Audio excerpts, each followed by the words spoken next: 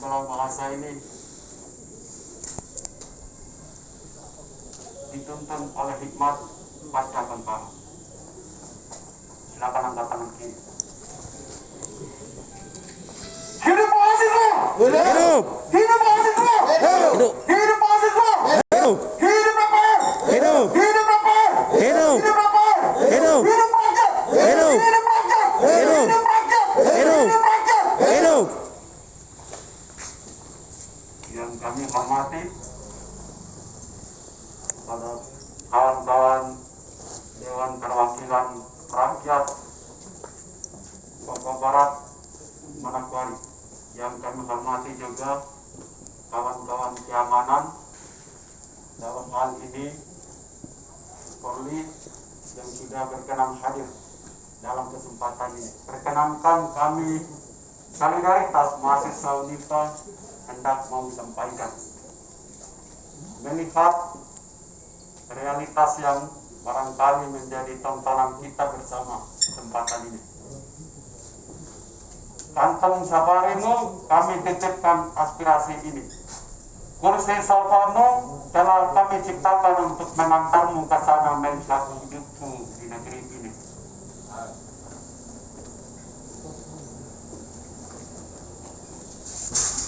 Sesungguhnya kalau melihat dinamika hari ini, banyak persoalan yang menjadi perhatian serius oleh lembaga yang disebut perwakilan rakyat.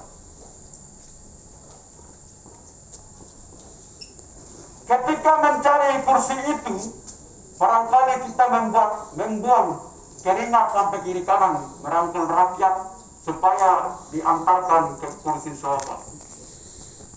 Kursi sofa di sana bukan tempat penyimpangan sampah-sampah, tempat duduk yang hanya menjadi tontonan atas penderitaan rakyat. Tetapi ini menjadi sebuah wadah yang diharapkan oleh rakyat supaya rakyat hidup dalam pengontrolan, pengayoman, perlindungan, pemberdayaan oleh perwakilan rakyat juga. Hari ini saya bicara juga dari konteks mahasiswa yang punya peran kontrol sosial. Hari ini kepada kawan-kawan Dewan Perwakilan juga memiliki fungsi mengontrol rakyat, memiliki fungsi menjadi tempat untuk perpanjangan tangan aspirasi atau harapan-harapan daripada rakyat.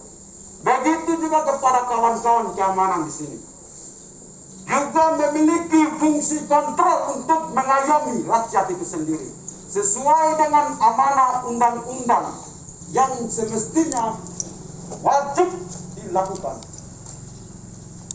Maka dalam konteks tiga fungsi daripada tiga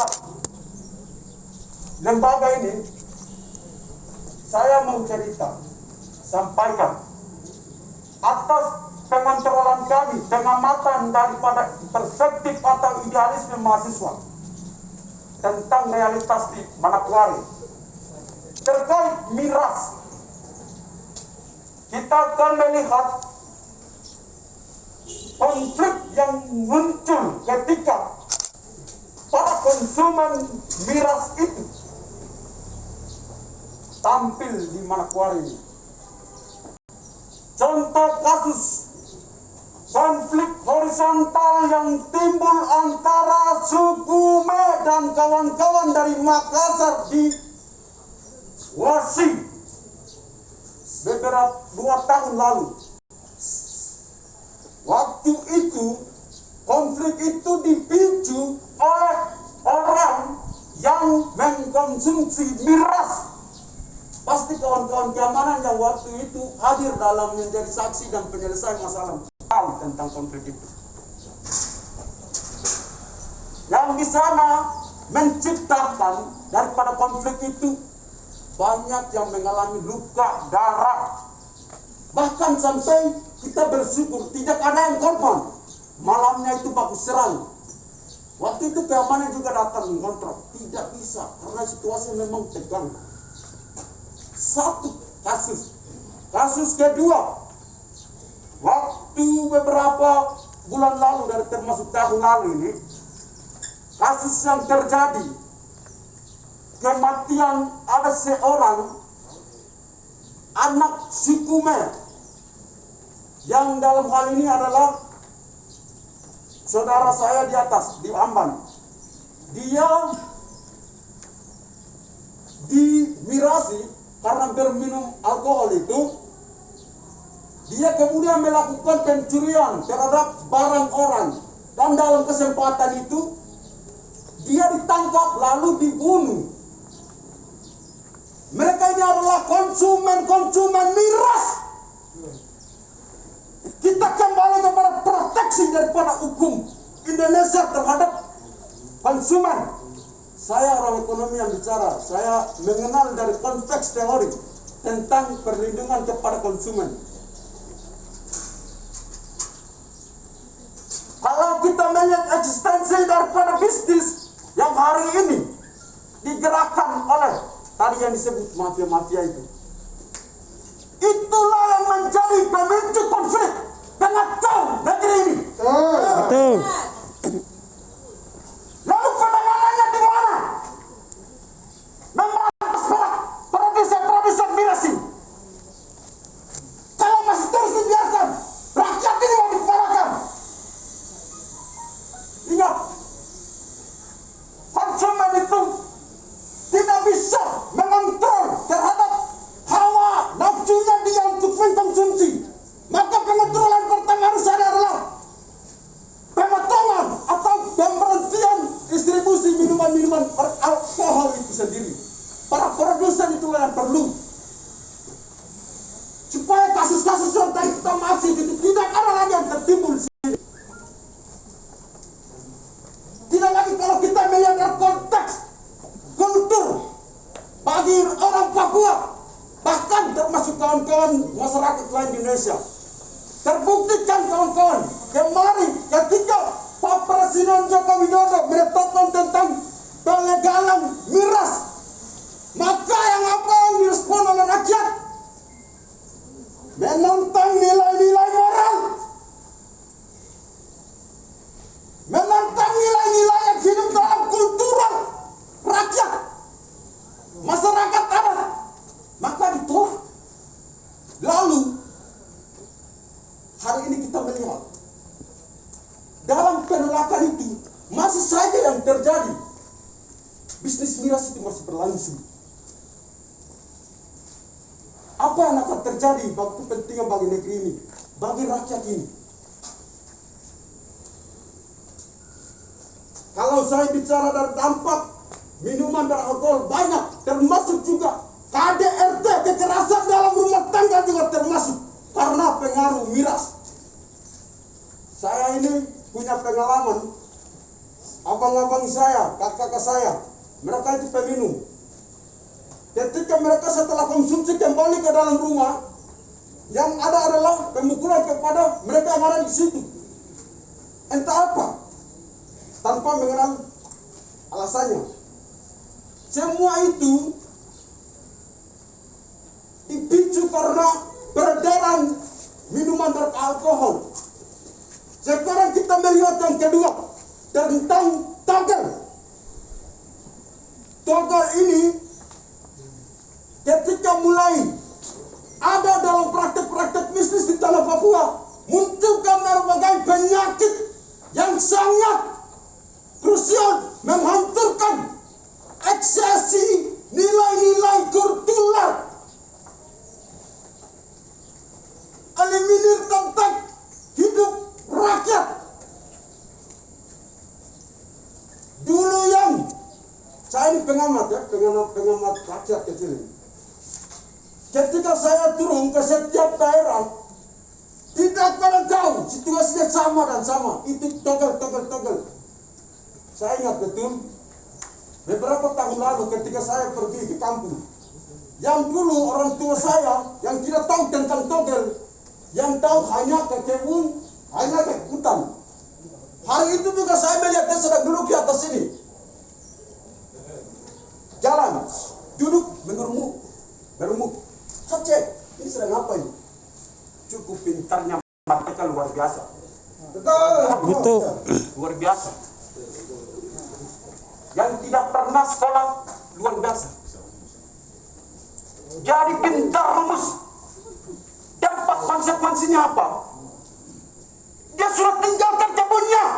Dia sudah tinggalkan hutannya. Yang dimana menjadi tempat dia produksi semua kebutuhan, semua pendapatan bagi hidupnya itu. Rakyat sudah tidak tahu lagi tentang mengelola kebun.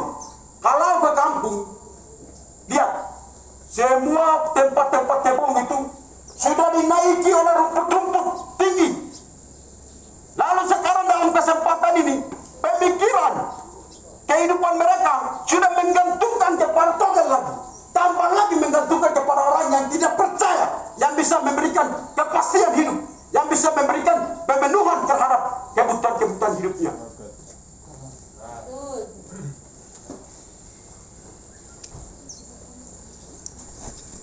Semua ini mengkonstruksi pada eliminir nilai kultural, di mana dalam itu menciptakan sistem religinya, menciptakan sistem ekonominya, menciptakan sistem politiknya, menciptakan semua. Maka dengan ini kepada Dewan Perwakilan Rakyat Manokwari yang kami hormati, tentunya ini sebagai harapan daripada kami sama-sama sebagai pengontrol terhadap semua patologi sosial yang beredar, yang menyentuh kepada rakyat ini. Sama-sama mari kita lihat. Dalam kesempatan ini sesuai dengan apa yang kami sampaikan di sini, mohon untuk tindak lanjuti. Kami tidak mau terjadi seperti kawan-kawan dengar lagu Iwan Fals. Lagu Iwan Fals, dia bilang jangan jadi tontonan, jangan duduk-duduk di kursi sofa. Kantong safarimu itu dititipkan aspirasi rakyat yang harus dipertanggungjawabkan.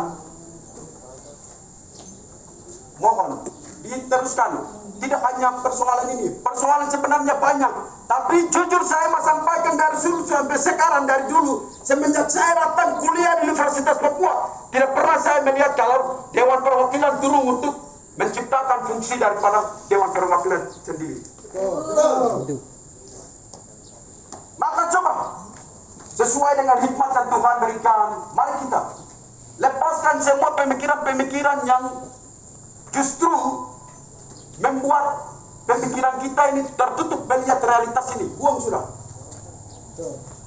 Supaya kita menciptakan rakyat yang kita impikan ini menjadi rakyat yang ideal, terlepas semua patologi sosial ini, semua penyakit sosial ini. Mungkin ini yang paling penting untuk kita sama-sama lihat. Hari ini rakyat terancam dalam semua sistem. Yang harus menjadi tanggung jawab bersama dalam Dewan Perwakilan Rakyat. Perwakilan rakyat, bukan perwakilan berjuis, bukan perwakilan kapitalis, bukan perwakilan para kelas atas, tapi kelas bawah rakyat. Maka fungsikan baik-baik implementasi daripada ini, sehingga kita tidak menjauh dari fungsi-fungsi ini, sehingga pada akhirnya kita akan menemukan kalau saya telah menjadi dewan ini, saya sudah menciptakan ini, bukan karena kepentingan hari ini saja, tetapi ini akan memberikan investasi bagi kehidupan kita. Kita kan manusia namanya, pasti akan meninggal dan pergi. Semua yang kita lakukan ini demi untuk memupuk kebaikan-kebaikan yang kemudian kita bisa antarkan pada kehidupan yang kekal. Begitu. Kita kan orang-orang yang amat kan? Ya, kepada kawan-kawan keamanan juga demikian. Mohon untuk dikontrol yang betul. Rakyat terancam.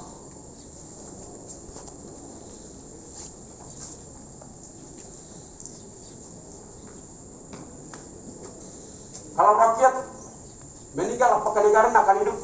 Tidak. Segala sesuatu datang dari rakyat. Rakyat itu produk daripada semua sistem. Tanpa rakyat tidak mungkin negara ini juga ada. Maka mohon untuk melindungi rakyat sesuai dengan fungsi daripada keamanan, sesuai dengan fungsi daripada Dewan Perwakilan Rakyat, supaya ini tercipta sesuai dengan panggilannya. Terima kasih. Mungkin seperti itu yang saya bisa sampaikan banyak, tapi saya pikir sesuai dengan hikmah kita masing-masing, kita lihat yang penting kita menerapkan tentang kita punya fungsi kontrol, kita punya fungsi kerja itu saja. Terima kasih kawan-kawan, silakan angkat tangan kiri. Hidup mahasiswa! Hidup mahasiswa!